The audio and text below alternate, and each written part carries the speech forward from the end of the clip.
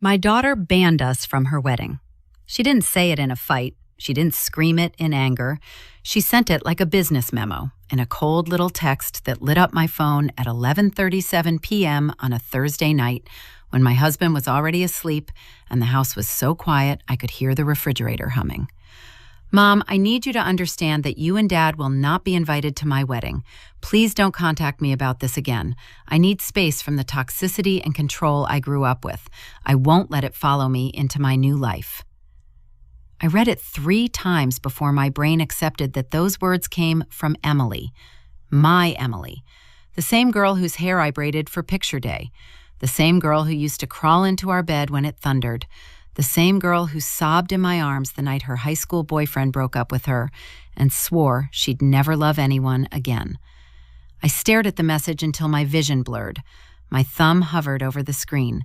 I typed, erased, typed again. Finally, I wrote, "Emily, what are you talking about? We love you. Call me, please." I hit send. The message stayed on delivered. No typing bubbles, no reply. I went into our dark bedroom and lay down beside my husband, Mark, feeling like someone had peeled the skin off my chest. He stirred and mumbled, "Everything okay?" "No," I whispered, but the word got stuck somewhere between my throat and my heart. I didn't sleep that night. I watched the ceiling fan spin and listened to the clock on the wall. Every minute stretched out like a question I couldn't answer. Toxic, controlling. The words crawled under my skin and sat there, heavy and wrong. If you're listening to me right now and your heart already clenched even once, stay with me. What happened next broke me, remade me, and turned a mother into something I never thought I'd have to become. The next morning, I checked my phone before my feet even hit the floor. No response. I tried to call her, straight to voicemail. Her recorded voice chirped, "Hey, it's Emily, leave a message," like nothing had changed. "Sweetheart, it's Mom," I said, trying to keep my voice calm. "I think there's been a misunderstanding. Please call me. We just want to talk. We love you. Always." I hung up and went to the kitchen. Mark sat at the table with his usual cup of coffee, glasses perched on his nose, reading the news on his tablet. His gray hair was sticking up in the back the way it always did in the morning. Normal. Safe. Familiar. I envied him for not knowing yet. He glanced up. "You look like you saw a ghost." "Emily texted me," I said.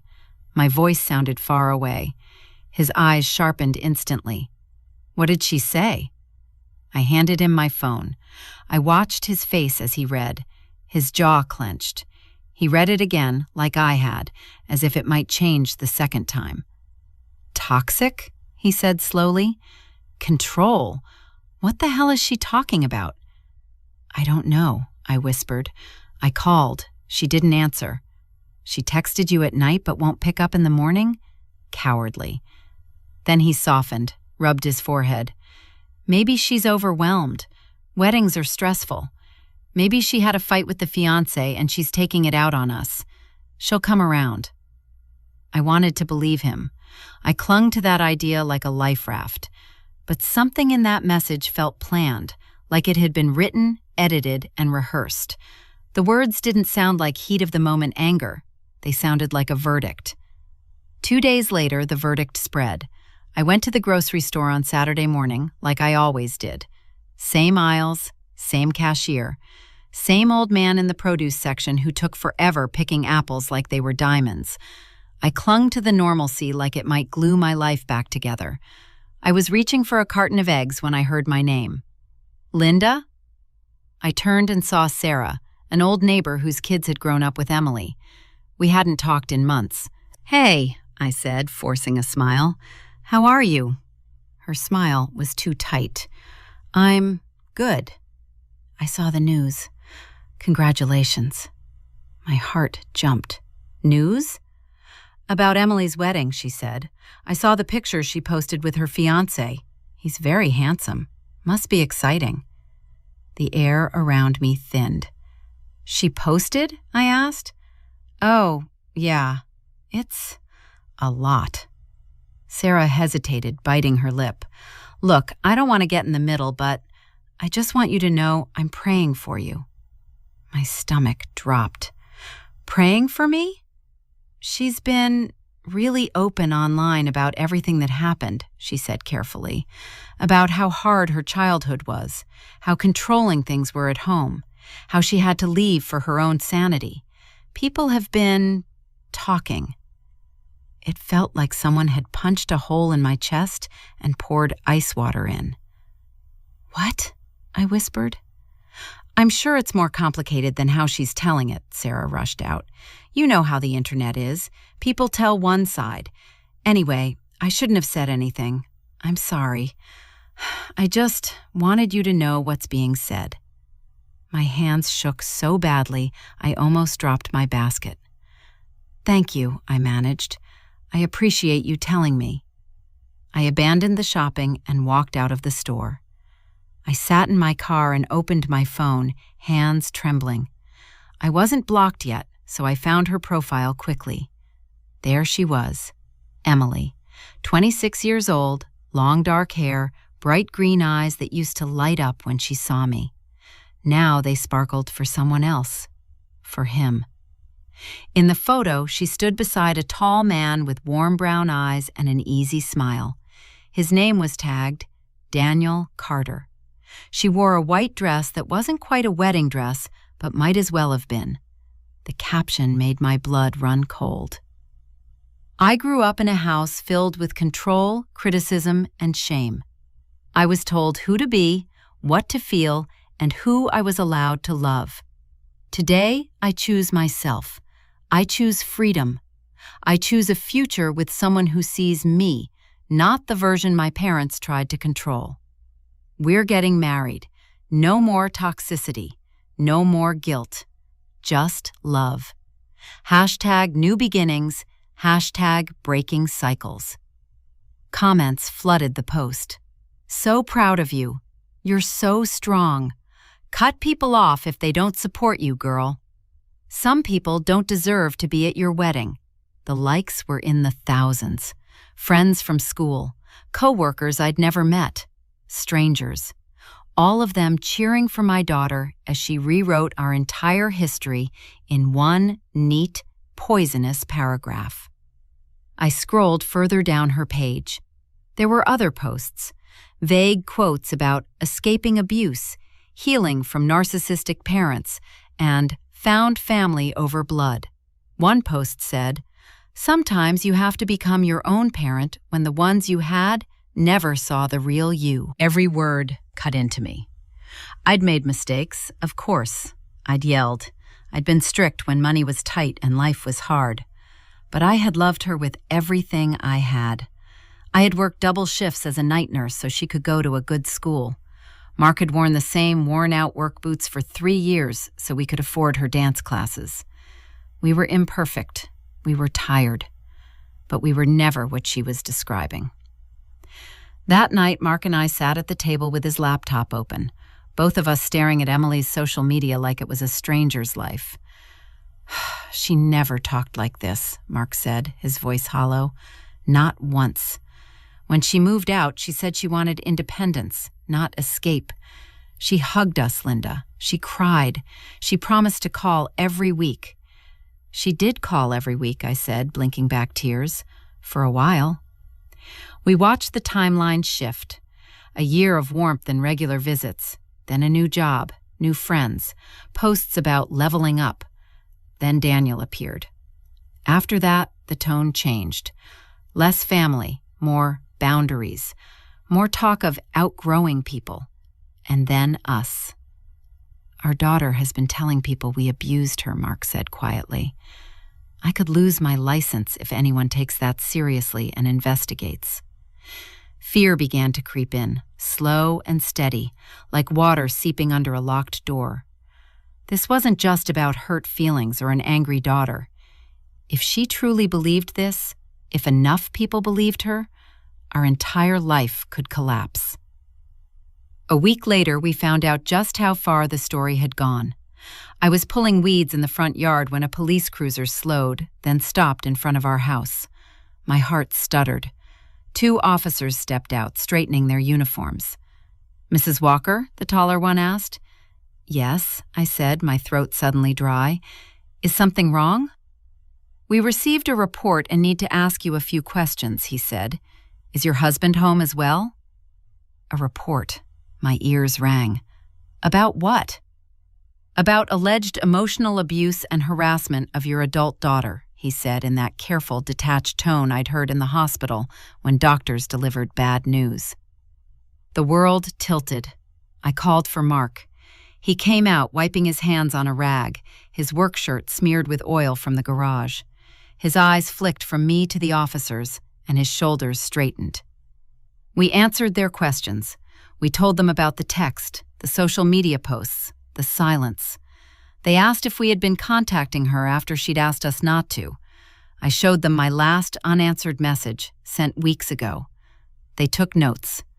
They were professional, almost kind, but the implications slashed at me. Our daughter hadn't just told her friends we were toxic. She'd filed something official. She'd put us in a system where our names could be flagged. "We're not taking any action at this time," the officer said finally. "We just needed to follow up. But it's probably best not to reach out to her, just to avoid any escalation." When they left, Mark sat down heavily on the porch steps. His hands were shaking. "She could ruin us," he said in a dull voice. "If she says enough, if the wrong person believes it. My job, our reputation, everything we've worked for, just because she wants a clean story for her new life." I sat beside him.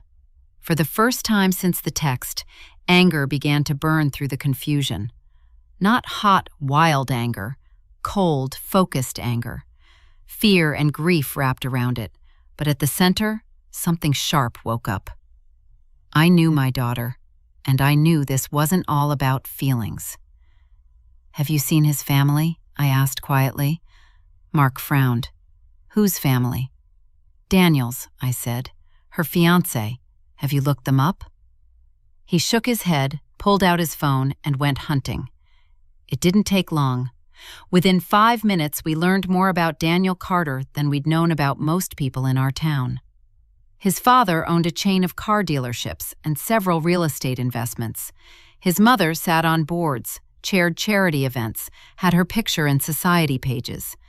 They lived in a gated community on the west side of the city we'd only driven through once, just to see how the other half lived. "Jesus," Mark muttered, scrolling. "They're loaded." I watched his face. "Think about it," I said. "We're the poor, small-town parents who worked 2 jobs and saved every penny to get her through school. She never wanted her friends to see our house, remember?" He stared at the pictures of the Carter's mansion. "Yeah. If she tells them we were toxic, controlling, cruel," I continued slowly, "then she doesn't have to explain why she doesn't want us at her expensive wedding. She doesn't have to admit she's ashamed of where she came from. She gets to be the strong survivor instead of the girl who ditched her parents because they weren't rich enough." Mark swallowed hard. "And if they never meet us, they only know her version. And if those accusations are on record somewhere," I said, thinking of the officers, "they don't just not want us there. They think they're protecting their son from the crazy, abusive parents." The fear that had been seeping in suddenly surged. This was bigger than feeling replaced. This was our daughter rewriting reality to fit her new life, and the line between lies and legal consequences was thinning. For a while, we did nothing. We stopped calling. We stopped checking her page every day. We went to work, did our chores, watched TV at night, pretending not to be waiting for the phone to ring. The silence settled over the house like dust. Then, about 2 months before the wedding, the phone finally rang. It wasn't Emily. It was Olivia. She had been Emily's best friend from college, the girl whose bright laugh used to fill our kitchen during breaks, who called me Mama Walker and made fun of Mark's addiction to bad dad jokes. After graduation, the calls got less frequent. Then they stopped altogether. I stared at her name on the screen for a second before answering. "Olivia?" "Hi, Mrs. Walker," she said, her voice small. "Do you have a minute?" My heart tightened. Of course, is everything okay? No, she said, it's not. I've been a coward for too long. I'm sorry. She came over that evening. She looked older, more tired than I remembered, her dark hair pulled into a messy bun, dark circles under her eyes. She sat at our kitchen table, in the same chair she used to sit in when she and Emily crammed for exams, and she wouldn't quite look at me. What's going on? I asked softly. I didn't know how bad it had gotten, she said. I knew she was telling people things about you, but I thought it was just exaggerating. You know how people dramatize stuff online. I thought it was just for attention. But when I saw the cops at your house on my way to work, she shook her head. That's when I realized she wasn't just venting, she's burning bridges. I swallowed. What has she been telling you? Olivia's eyes filled with guilt. That you controlled everything. That you'd threatened to stop paying for school if she didn't study what you wanted. That Mark would throw things when he got mad. That you'd read her messages and show up at her job to check on her. We paid for school by working overtime, I said calmly. We asked her to stick with nursing because dropping out her senior year for a music major would have meant all that money and effort went nowhere. Mark has never thrown anything in anger in his life, and the only time I showed up at her job was when she had pneumonia and refused to go to urgent care. I figured, Olivia said, voice thick. I didn't believe the worst of it. I'd been here. I'd seen you. But then she started dating Daniel, and something changed. What changed? Mark asked from the doorway. I hadn't heard him come in, but he leaned against the frame now, his face serious. They met at some corporate networking event, Olivia said. He was already on the management track at his dad's dealership. She was doing admin at a marketing firm. At first, she gushed about how kind he was, how he treated her like she was special. Then she started talking about his family, the mansion, the vacations, the expectations. She said they were old money and image-obsessed. Sounds about right, Mark muttered. She told me they wanted someone with a clean background, Olivia continued. No drama, no debt, no messy family. She said, if they meet my parents, they'll see right away that they're small-town, small-minded people. They'll think I'm trash. The words felt like someone had reached into my chest and squeezed. She really said that? I whispered. Olivia nodded, tears in her eyes. I told her she was being cruel. She snapped at me, said I didn't understand what it meant to finally have a shot at a different life. She said she'd worked too hard to let you ruin it with your neediness. Mark's face went pale. She said that if erasing you was the price of entry, she'd pay it, Olivia said quietly. She called it editing the story. You weren't good for the brand she was building. I couldn't speak.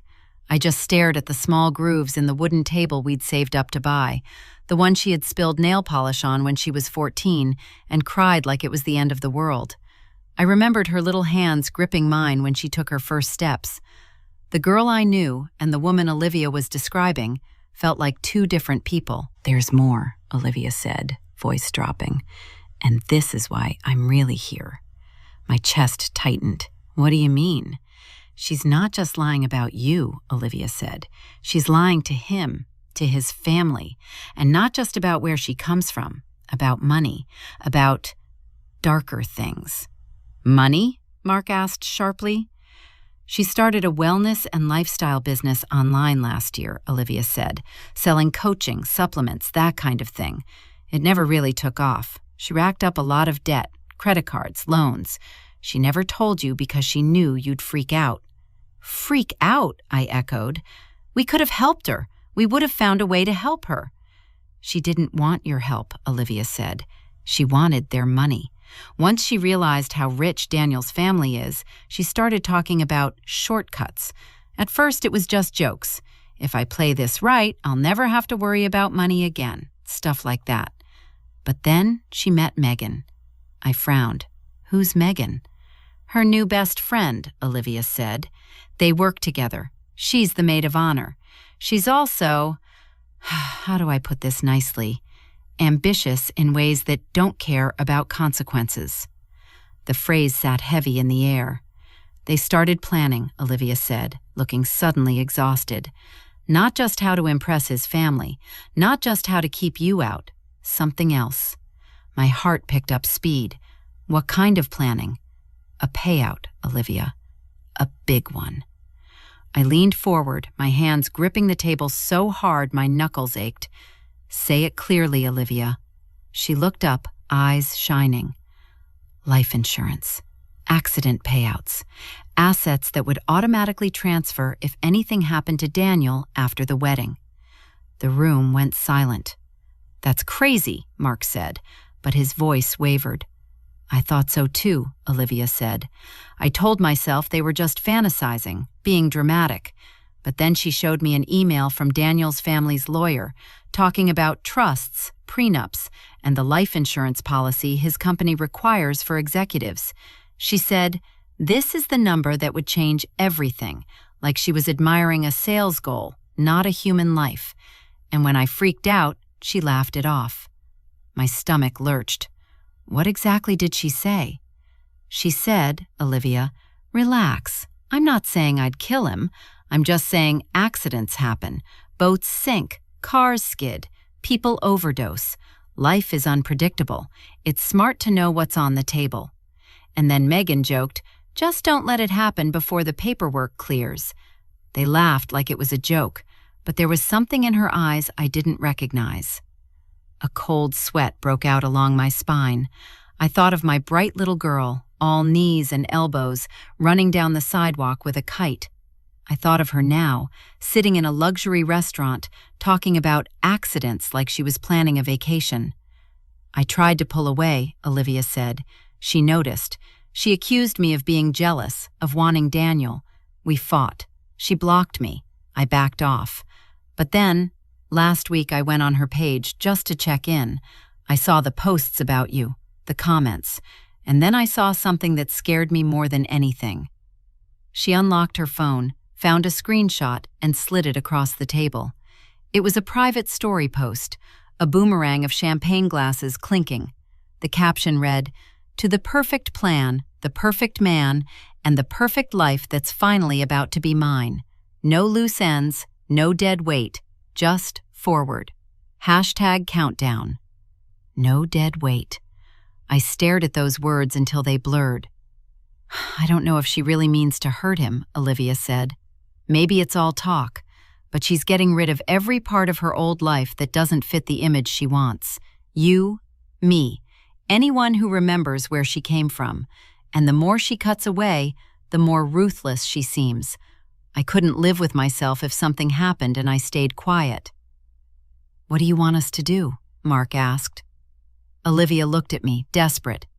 I want you to protect yourselves, and I want someone there who actually cares about him. Because right now, from what I've seen, Daniel is in love with a version of her that doesn't exist, and if that version breaks, I don't know what she's capable of. Fear, the real kind, settled in my body then. Not just the fear of being lied about, or cut out, or humiliated. The fear that my child, my flesh and blood, might be marching toward a line she could never come back from. I didn't sleep that night. I lay beside Mark, listening to his shallow breathing, and stared at the framed pictures on our wall. Emily at 5, sticky with ice cream.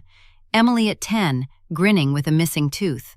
Emily at 16, in a prom dress we'd bought secondhand because it was all we could afford, yet she'd twirled like it was couture. I remembered the girl who refused to dissect a frog in biology because she didn't want to hurt something that never hurt her.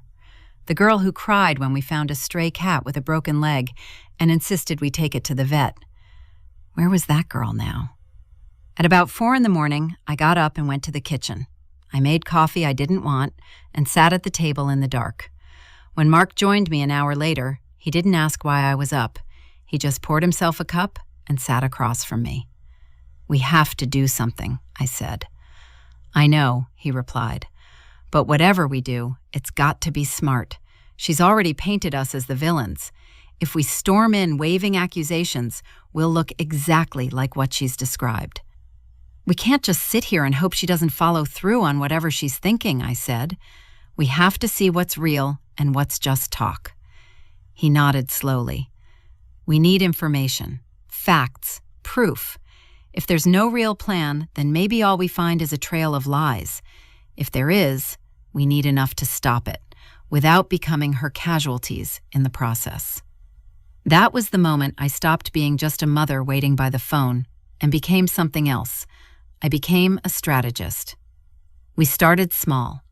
We hired a private investigator, a man named James Collins that one of the doctors I worked with had used before in a messy divorce case. He was in his 50s, with tired eyes and a patient way of listening that made you feel both exposed and relieved.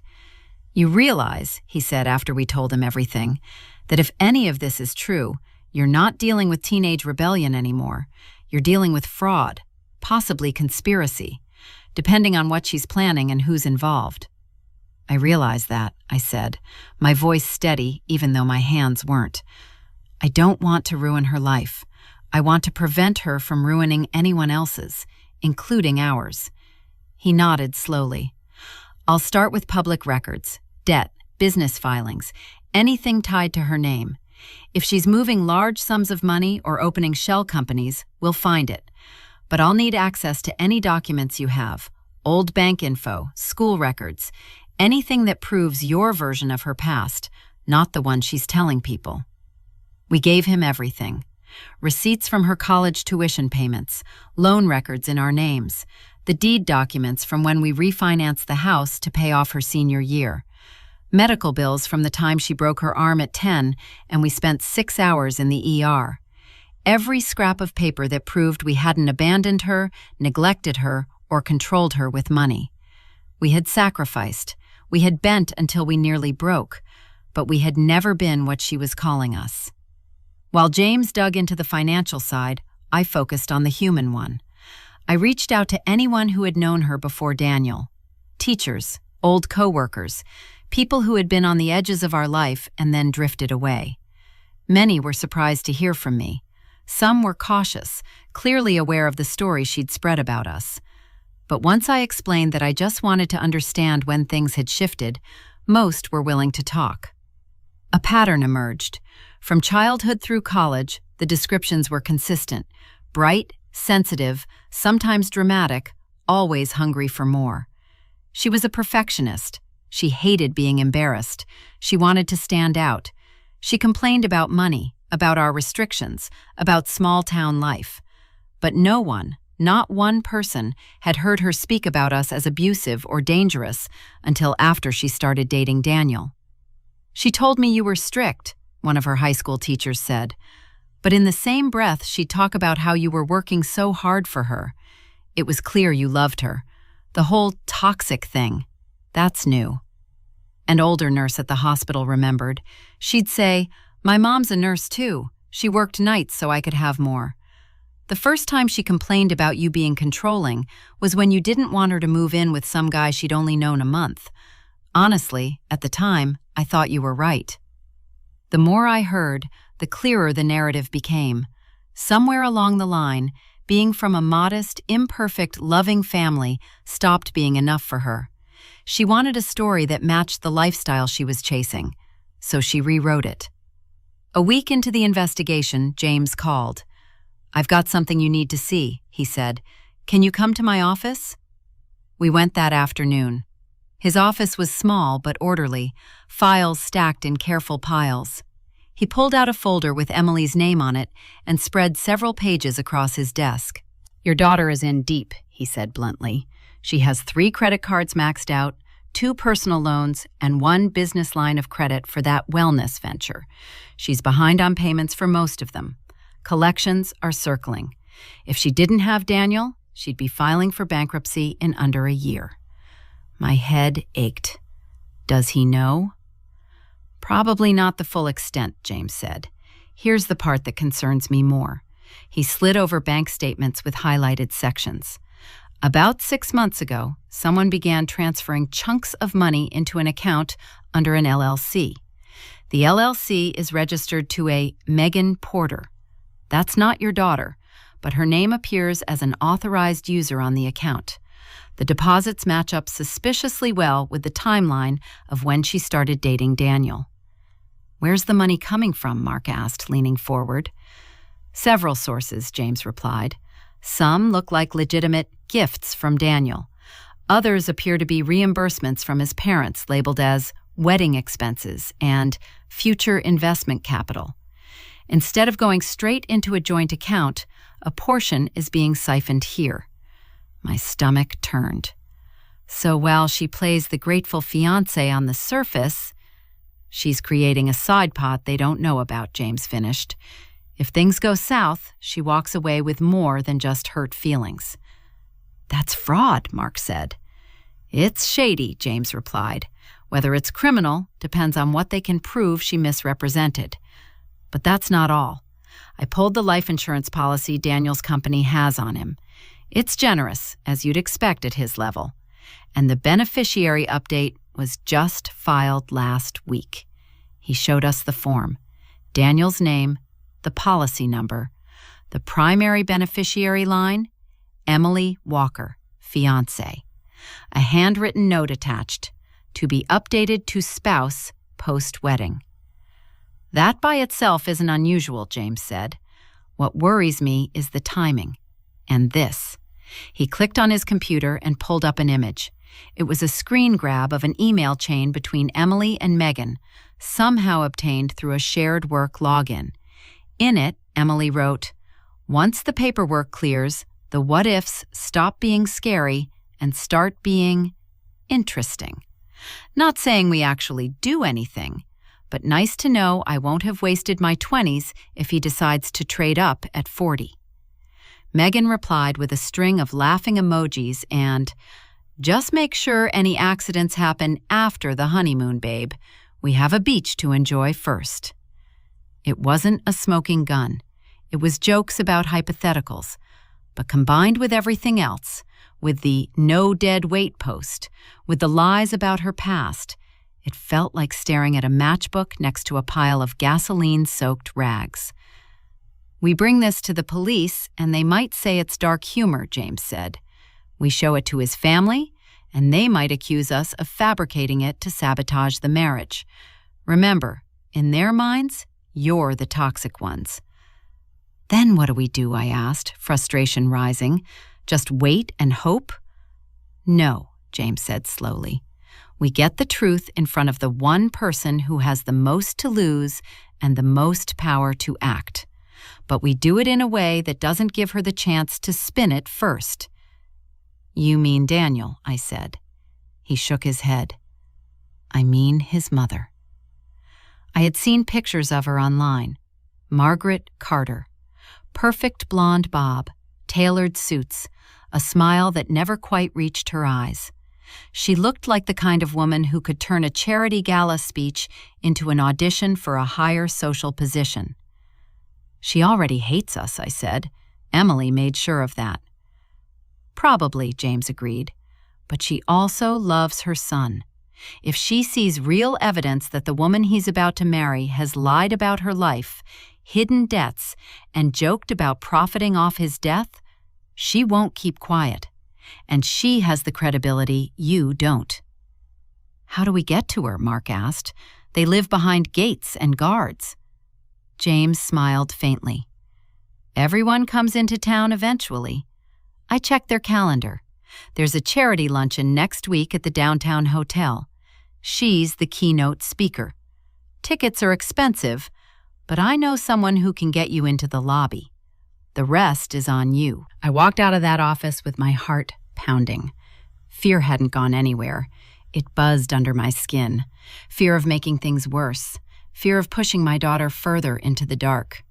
Fear of confronting a woman who probably saw me as the villain in her son's love story. But beneath the fear, something steadier had taken root. I was not going to watch from a distance while my child burned everything down.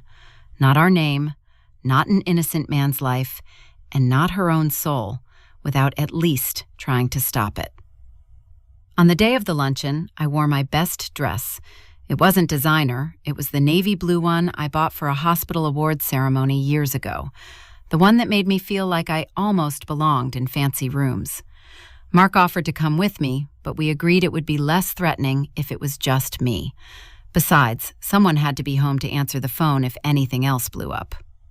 I walked into the hotel lobby, clutching a leather folder with copies of the documents James had prepared. I spotted Margaret easily.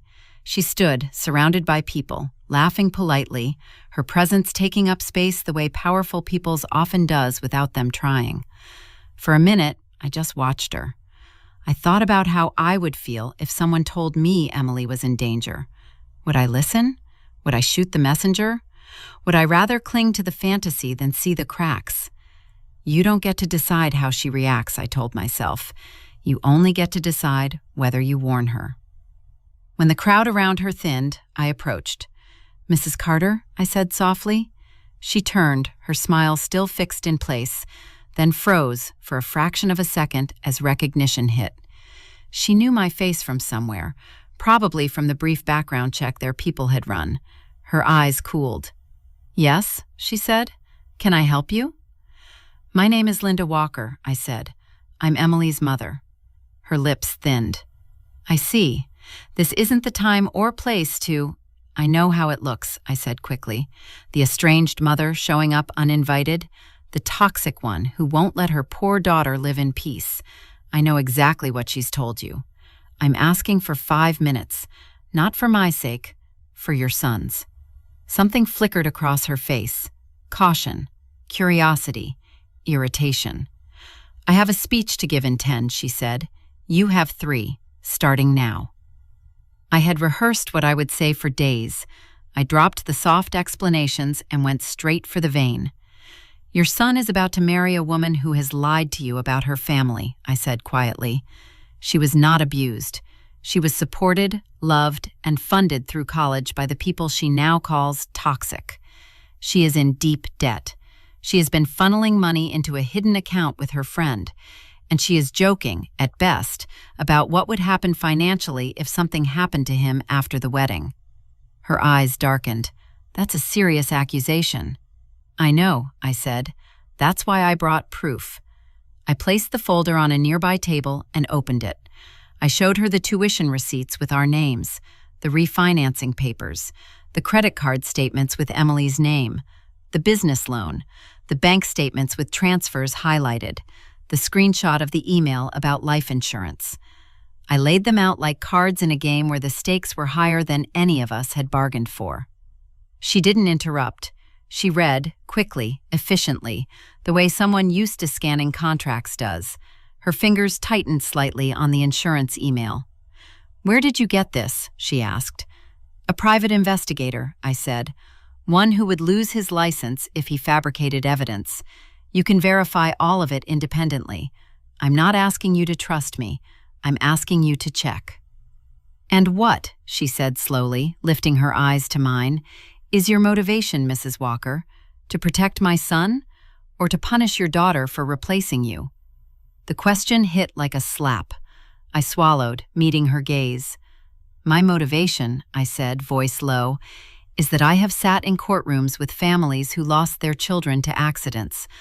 I have stood at bedsides in the ICU and watched mothers beg God for one more day. I have seen what real tragedy looks like. I will not sit by and watch my daughter walk down a dark road that ends in something we can't come back from, whether that's a crime she can't undo or a man in a coffin.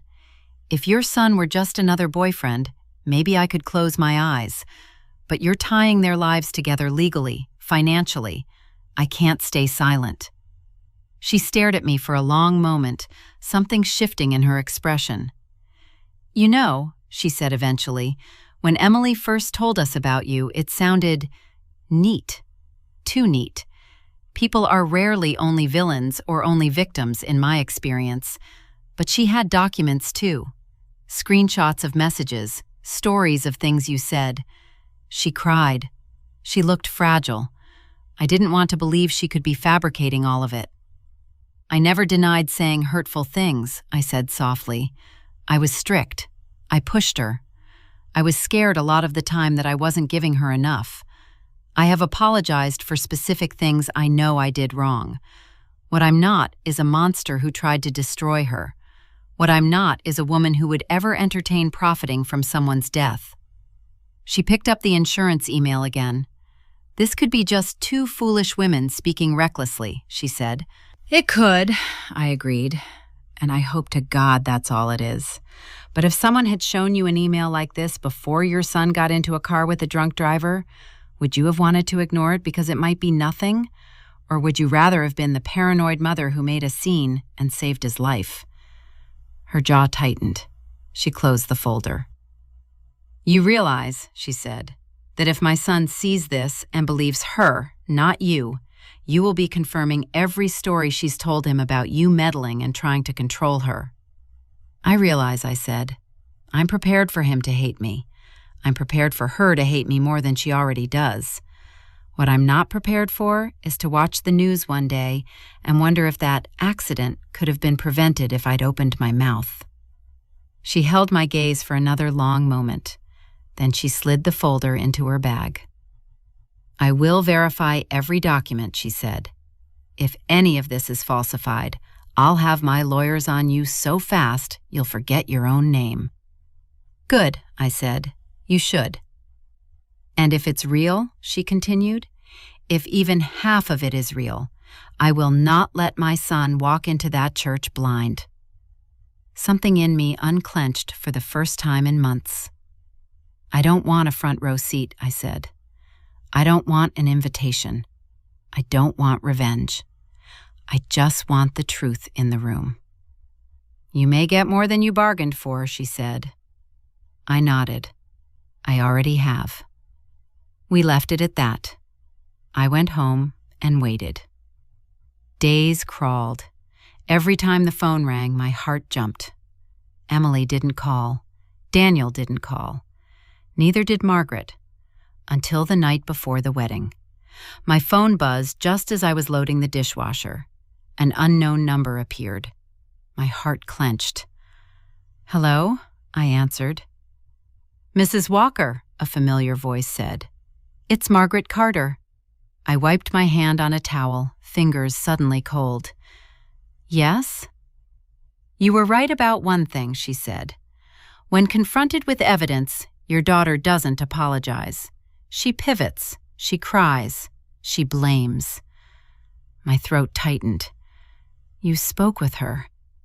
We did, she said. It was not a pleasant conversation. She admitted to hiding debts. She admitted to exaggerating about her childhood. She said she did it because she was ashamed and wanted a clean slate. She refused to see anything wrong with the side account.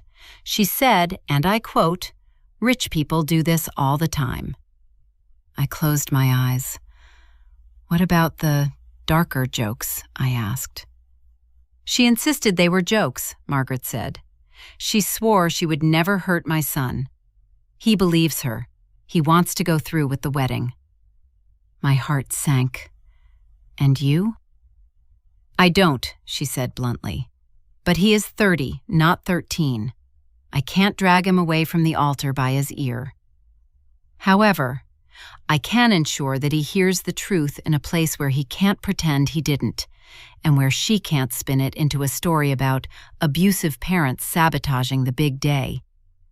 What are you planning? I asked carefully. Consider this your notice, she said. I have altered the schedule for tomorrow. There will be a moment before the vows where the floor is open for a blessing of honesty.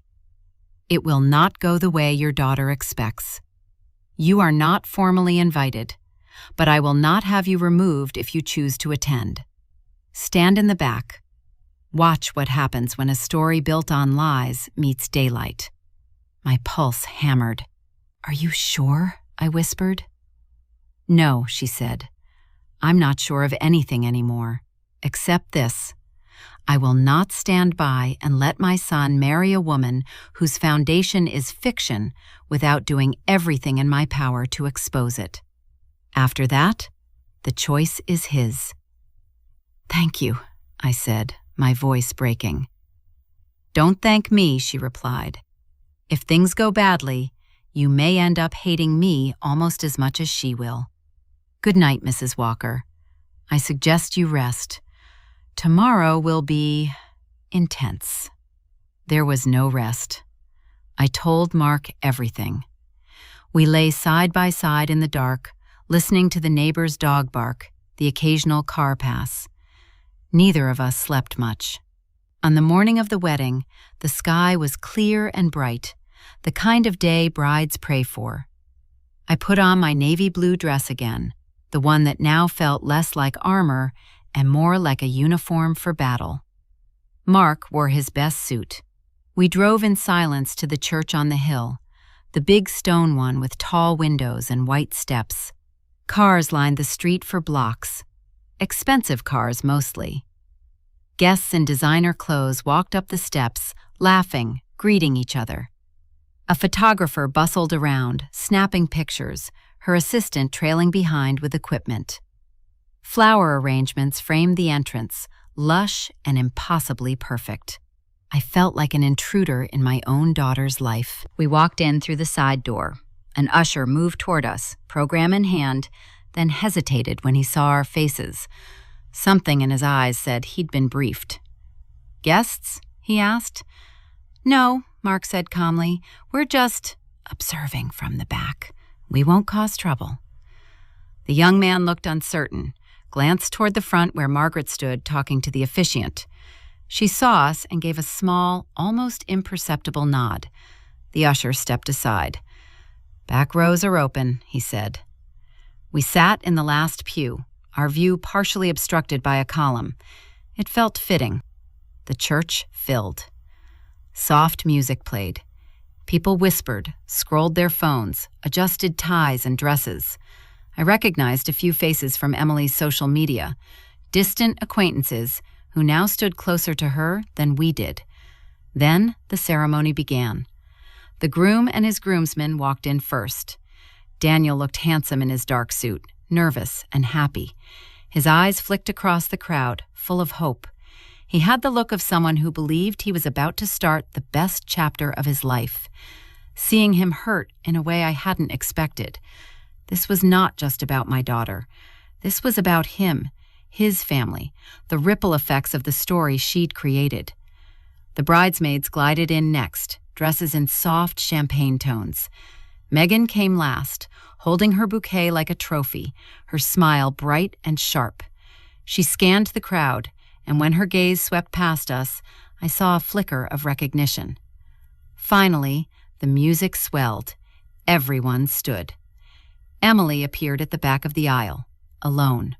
No father on her arm. That had been her choice since the moment she cut us off, her independence on full display. She was undeniably beautiful. The dress suited her perfectly, flowing and elegant, the fabric catching the light like water. Her hair cascaded in waves, a sparkling comb tucked in on one side. For a painful heartbeat, I saw the little girl who had once wrapped a white sheet around herself and declared she was a bride marrying her favorite stuffed animal. Then the present snapped back into focus.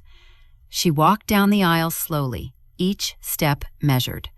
Guests smiled, some wiping away tears. Phones rose to record.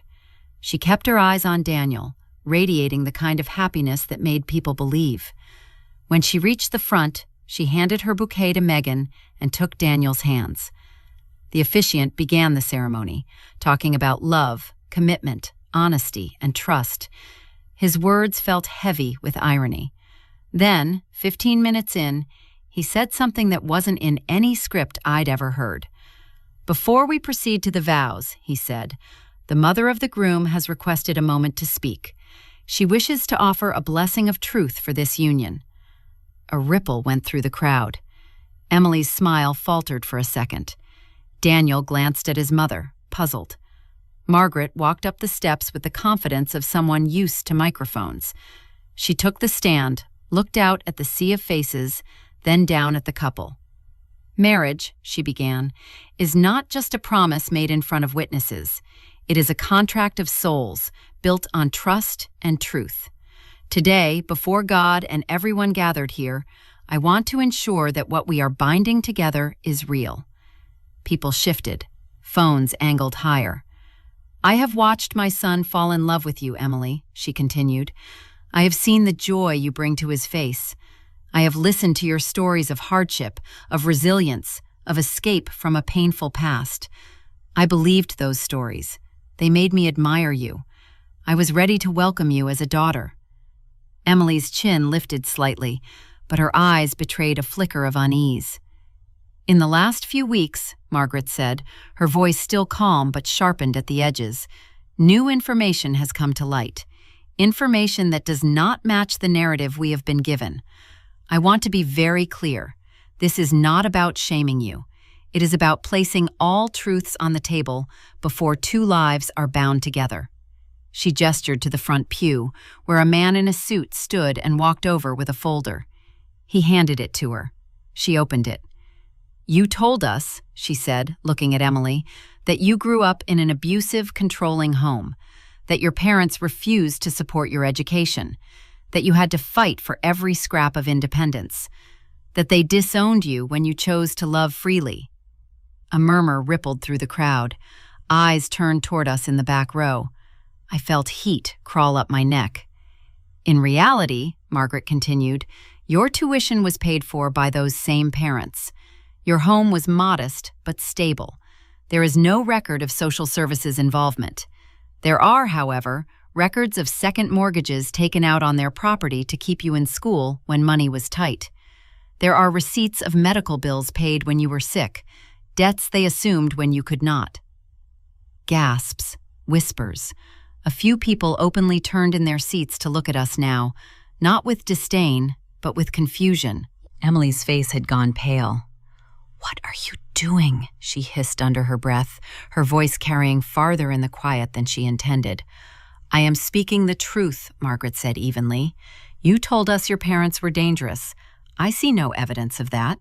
I see evidence of hard-working people who sacrificed for their child. Imperfect, perhaps, as all parents are, but not the monsters you described. That alone would be enough to give me pause." She closed the first section of the folder and opened the next. "But there is more," she said. "There are significant debts in your name, credit cards, business loans, none of which were disclosed during our financial discussions. There is an account, shared with your friend and maid of honor, into which funds have been quietly redirected. Money my son and I believed was going toward joint expenses. Instead, it has been siphoned into a separate pool." Megan shifted, her smile collapsing. "Wow, okay, this is insane," she muttered, trying to laugh it off. "This is so out of context." "Context?" Margaret's gaze snapped to her. "Would you like to provide context for jokes about how accidents happen after life insurance policies clear?" The church went utterly still. Daniel's face drained of color. "What is she talking about?" he whispered to Emily. "They were jokes," Emily said quickly, her eyes darting between him and his mother. "She's twisting everything. She's been against me from day one because I'm not from your world." "Enough," Margaret said. "This is not about social class. This is about integrity, about whether the foundation of this marriage is truth or performance." She looked out at the crowd. "I did not call off this wedding in private because my son wished to proceed," she said. "He believes in redemption, in second chances. He believes people can change. I respect that. But I will not, cannot, stand silently by while he makes this choice without full knowledge of who you really are, Emily. Not the curated version, the real one." She turned to the officiant. "With your permission, I'd like to play something." He looked uneasy, but nodded. "If you feel it is necessary." Margaret signaled to someone near the back. A man in his 20s, probably their tech person, moved to the side of the altar where a screen and projector had been set up for the reception slides. I hadn't noticed it before. The lights dimmed slightly. A video appeared. It was a screen recording of a voice message. The title showed, "From Emily, 2 months ago." It was sent to Megan. I recognized the layout of the messaging app. Emily's voice filled the church, tinny but clear. "I'm not wasting my one shot at a real life because of some outdated sense of loyalty," she said in the recording, laughing lightly. "My parents had their chance. They chose small lives. I choose more. If that means they become villains in my story, so be it. Everyone loves a good villain. It sells. People sympathize more if you've overcome something big. Rich people eat that narrative up. 'Oh, poor damaged girl, we'll save you.'" A few people flinched. Emily's shoulders stiffened. The recording continued. And look, worst case scenario, if this thing with Dan doesn't last, at least I'll have some capital to fall back on. I'm not going back to living paycheck to paycheck. You know how much his policy is worth? It's insane.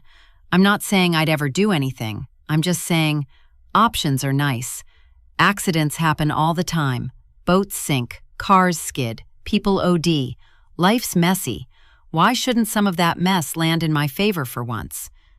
Megan's voice responded faintly in the background. Just make sure any accidents happen after the honeymoon, babe. I want those beach pics. Emily's voice came again. Obviously, I'm not an amateur. The recording stopped. Silence hit the room like a physical force. Emily's knees seemed to buckle. Daniel let go of her hands as if they were on fire. That was private, Emily choked out. You had no right. I had every right, Margaret said coldly. The moment you decided to bind yourself to my son and tie his financial and physical future to your decisions, your secret jokes became my concern. She turned to Daniel. Her face softened for the first time. Son, she said quietly into the microphone, but we could all hear. I am not here to humiliate anyone. I am here to protect you. You may still choose her. You may believe her when she tells you this is all just dark humor and insecurity. You are an adult, but you will not say later that no one warned you, that no one showed you who she really was before you said, I do. She stepped down from the pulpit and walked back to her seat, the officiant looking as if he'd rather be anywhere else. Emily, he said gently, do you wish to respond to what has been shown and said? All eyes were on her. Phones stayed trained on the front, some people live streaming from the way they held them. The wedding hashtag floated in my mind like a cruel joke. Hashtag Dan and M forever. Emily's eyes swept the room. They landed on us in the back. For a split second, time froze. I saw my daughter, not the persona.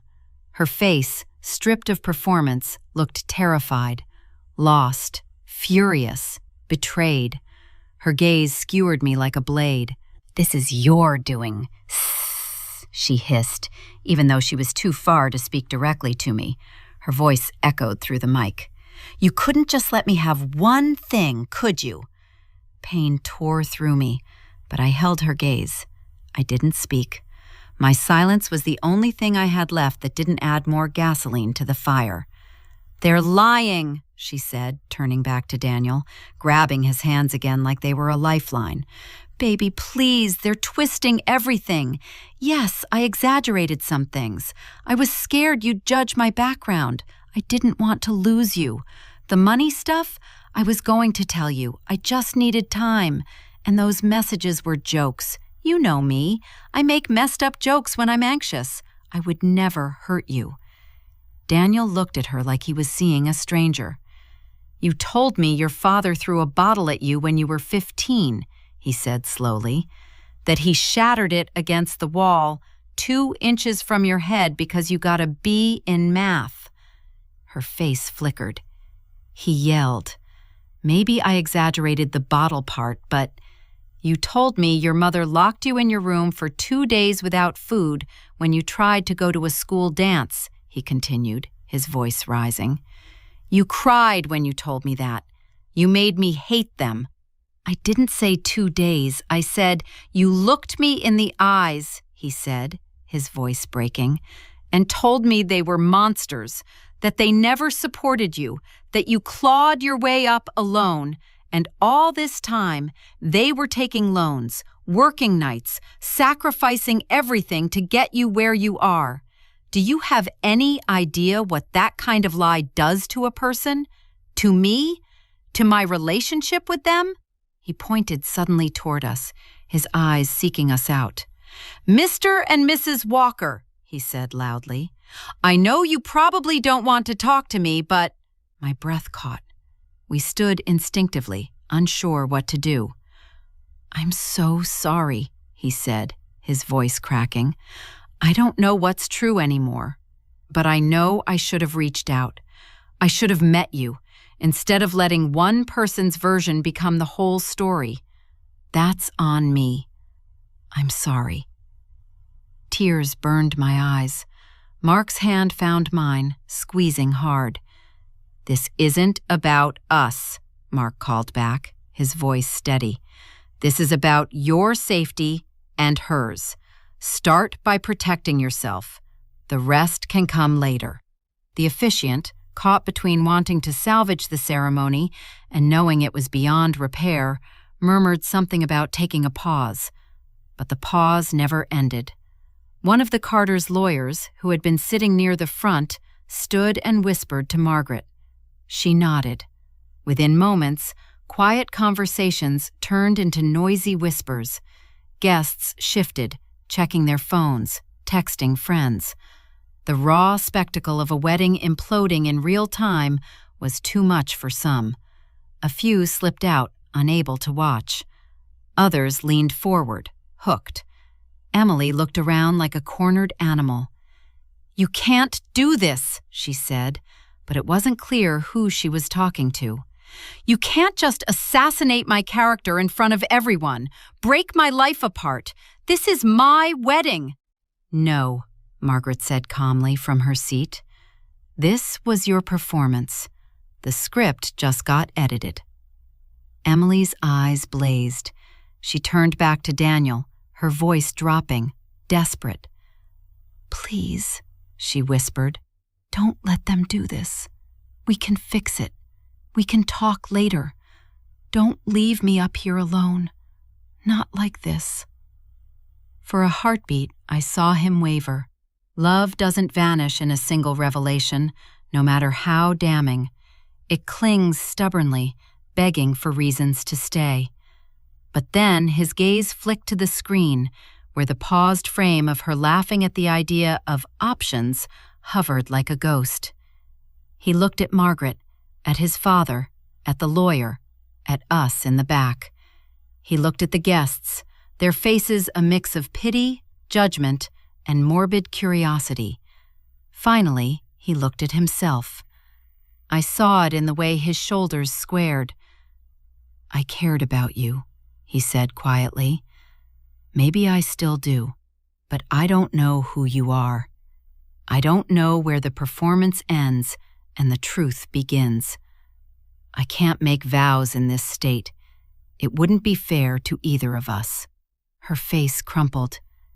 "You're breaking up with me? Here? Now?" "I'm not marrying you today," he said. "That's what I'm saying. I need time. I need truth. And I don't think you're ready to give either." He stepped away from her. The movement was small, just a few steps, but it shattered her world. Chaos erupted. Emily sobbed, mascara streaking her face. Megan rushed to her, glaring at Margaret, swearing loudly enough that the pastor winced. Guests stood, some shouting questions, others filming, some leaving quickly like they were escaping a crime scene. The musicians stopped mid-note. I stayed rooted to the spot, watching my daughter's dream crumble. This was not how I wanted justice. I had imagined quiet conversations maybe, apologies, settled truths. Instead, the truth had come crashing down in the most public, humiliating way possible. Was it necessary? Yes. Was it brutal? Also yes. Security began gently guiding guests toward the exits. The officiant, looking drained, announced that the ceremony was postponed. "Please respect the privacy of the families," he said, though everyone knew that privacy was already gone. As people filed out, some glanced at us, their expressions a tangle of sympathy and awkwardness. Others avoided our eyes entirely. We stayed until most of the crowd was gone. I didn't know why. Maybe I felt like walking out before she did would be another kind of abandonment. Eventually, Emily emerged from a side door near the altar, her veil off, hair disheveled. Her perfect dress now looked like a costume that had been worn too long. Megan hovered behind her, eyes sharp despite the smudged makeup. The moment Emily saw us, her whole body tensed. "You," she spat, her voice hoarse from crying. "You couldn't just leave me alone. You had to destroy me. You had to humiliate me in front of everyone I care about." I stepped forward, heart aching. "Emily, don't," she snapped, backing away like I was something dangerous. Don't say my name like you know me. You lost that right when you decided to team up with them. Mark took a breath. We didn't team up with anyone. We brought the truth to someone who had the power to confront you before you did something you couldn't undo. That's what parents do. They protect, even when their kid hates them for it. I wasn't going to hurt him, she cried. They were jokes, just stupid jokes. Everyone makes dark jokes. You turned it into murder. You made me look like some kind of psychopath. You made yourself look like that when you put dollar signs next to possibilities where he ended up dead, I said quietly. Do you know what it's like to hear your child talk that way? To know you raised someone who can laugh about accidents that would devastate families? I didn't have to twist anything. I just stopped pretending not to see it. Her eyes glistened with fresh tears. You were jealous, she whispered, voice shaking. You couldn't stand that I built a life without you, that I wasn't your little charity case anymore. You wanted me small so you could feel big. You never wanted me to outgrow you. Something in me snapped. For months, I had absorbed blow after blow, the lies, the accusations, the pitying looks from neighbors, the fear of legal consequences, the heartbreak of being erased. I had swallowed my anger because I thought it would only make things worse. Now, watching her standing in the ruins of a life she'd tried to build on fiction, still trying to make herself the victim, something inside me refused to bend any further. Enough, I said, my voice low but firm. She flinched. She was not used to that tone from me, the one that didn't plead, didn't explain, the one that set boundaries. You want to talk about small? I continued. Let's talk about 18-hour shifts at the hospital. Let's talk about eating leftovers in a break room so I could send you money for textbooks. Let's talk about your father's back problems because he took every overtime shift he could. There is nothing small about the life we built for you. It may not have been glamorous, but it was honest, and you treated it like dirt under your new designer shoes. Tears rolled down her cheeks. I just wanted more, she whispered. So did we, I said more gently. We wanted more for you too. We just didn't want you to become less in the process. She looked away, jaw clenched. You could have come to me privately, she said. You could have warned me without this. I tried, I said. You blocked me. You called the cops when all we did was exist. You painted us as monsters so no one would listen to us. You built a wall of lies and hid behind it. I had to go around you. I chose to because I love you, because I'd rather you hate me and be alive and free than love me as a mother who watched you become someone unrecognizable. She shook her head, unable or unwilling to accept it. You didn't just save him, she said bitterly. You ruined me. No one will trust me again. He'll never marry me now. I have nothing. That's not true, I said. You have something you've never really tried before, the chance to tell the truth. To live without pretending to be someone you're not. It will be hard. It will be ugly. You might lose people. But the ones who stay will know the real you. That's worth more than any mansion. She laughed once. You really believe that? You really believe people like them will forgive something like this? I don't know what they'll do, I admitted. But I know what we'll do. We're not going to lie for you. We're not going to participate in your fantasy. We're not going to shield you from consequences. But we are also not going to slam the door and lock it forever. I took a breath. You are our daughter, I said. That will never change.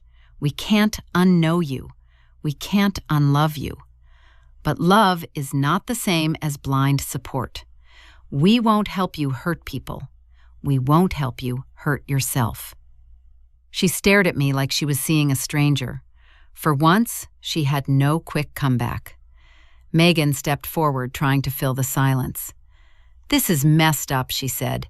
You think standing here lecturing her after that stunt makes you the hero?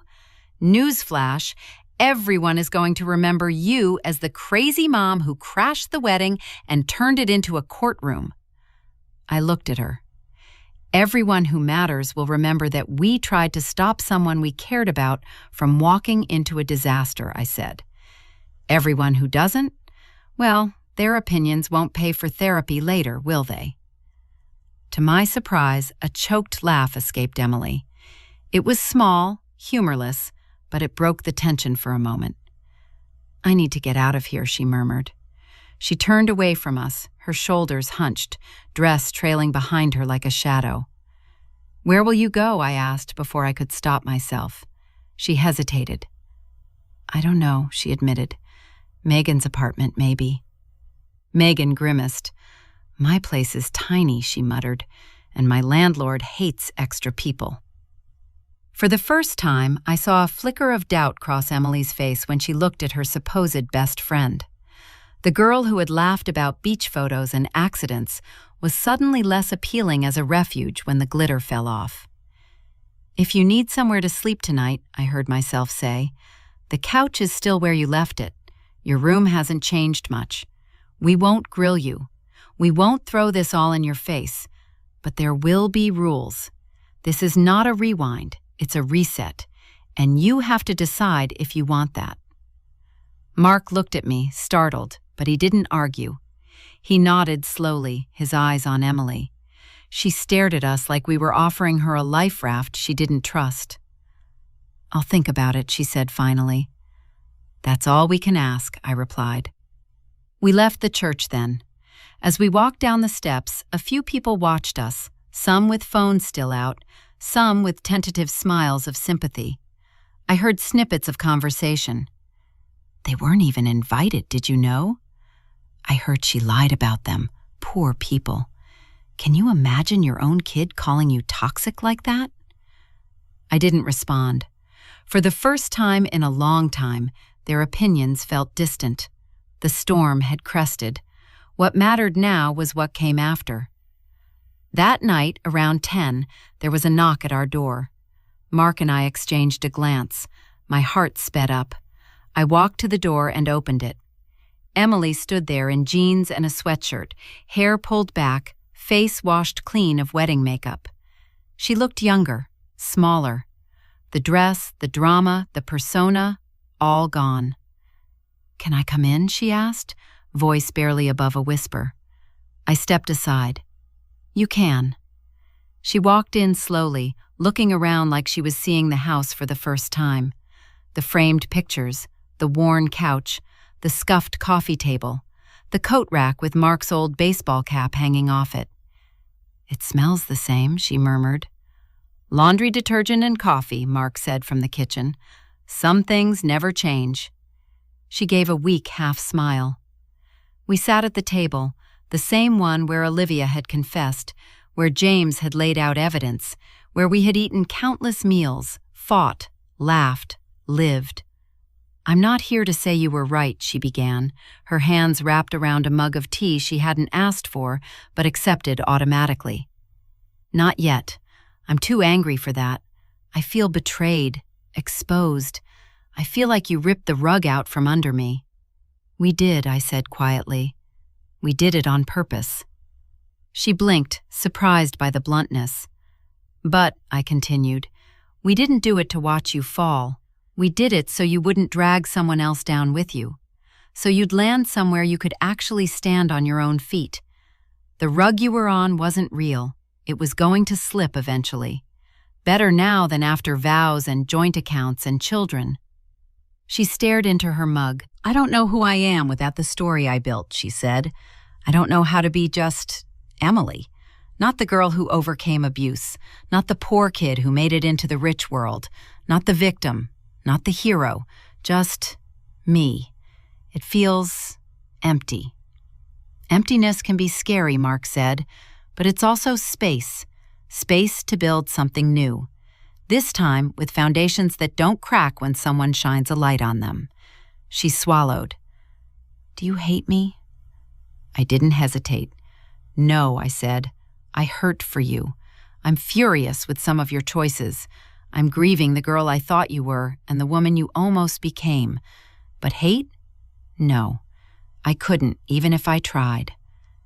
She looked up, tears in her eyes. Why? After everything I said? After I called the cops on you? After I told the world you were toxic? Because you're ours, I said simply. You can scratch our picture out of your story, but we can't scratch you out of ours. That's both the curse and the blessing of being a parent. Tears spilled over. She scrubbed at them angrily. I don't deserve this, she muttered. No, you don't, Mark said, not unkindly. That's what makes it grace. We didn't fix everything that night. We didn't hug and magically restore years of trust in a single conversation. That's not how real life works. Healing is not a montage. It's messy, slow, full of setbacks. Over the next months, Emily started therapy. Real therapy, not just reading self-help posts online and parroting buzzwords. She faced her debts. She took on a second job. She sat in meetings with financial counselors, with her shoulders hunched but her eyes open. She met with Daniel and his family a few times, not to get him back, but to answer questions, to apologize, to hear the impact of her actions. He didn't marry her. Maybe he never will. But he also didn't press charges. Margaret, stern as ever, agreed to treat her not like a future daughter-in-law, but like a young woman in recovery from her own worst impulses. Firm, cautious, unforgiving of lies, but unwilling to throw her away completely. Our relationship with Emily didn't snap back into place. It grew, slowly, like a bone healing after a bad break, fragile at first, aching when pressure was applied, but gradually stronger in the mended places. Sometimes she still slips into old habits, exaggerates, plays the victim. When she does, we call it out, not with screaming, but with clarity. That's not what happened, and you know it, we say. It frustrates her. It also grounds her. One evening, about a year after the non-wedding, we were sitting on the porch, watching the sunset paint the sky orange and pink. Emily sat between us, a blanket over her legs, sipping iced tea. You know, she said, sometimes I still hate you a little for what you did that day. I exhaled slowly. I know. But, she added, I also know I might have done something worse later if you hadn't stopped me. Maybe not what everyone feared, maybe not something that would land me in prison, but something that would have killed any chance of me ever really liking myself. She glanced at me, a small, crooked smile on her lips. You didn't just ruin my wedding, she said quietly. You ruined my chances of living a lie forever. And I'm starting to think that's a good thing. I felt my throat close up. That means a lot, I whispered. She nudged my shoulder with hers. Don't let it go to your head. We laughed, the kind of laugh that feels like a sigh finally released. I still think about the girl who walked down that aisle, convinced she could build a perfect life on a foundation of edited memories and convenient villains. I think about the woman sitting beside me now, painfully honest, sometimes too hard on herself, but real. I have learned that sometimes justice doesn't look like a gavel or a prison sentence. Sometimes justice is a wedding that doesn't happen, a plan that falls apart in front of everyone, a mask ripped off in the harshest light. And sometimes healing doesn't look like everybody getting what they want. Sometimes it looks like everybody getting what they need. My daughter needed a fall to see where she was standing. I needed to find my own spine, to stop confusing love with silence. Her groom needed the truth before vows bound him to a lie. We all got hurt that day.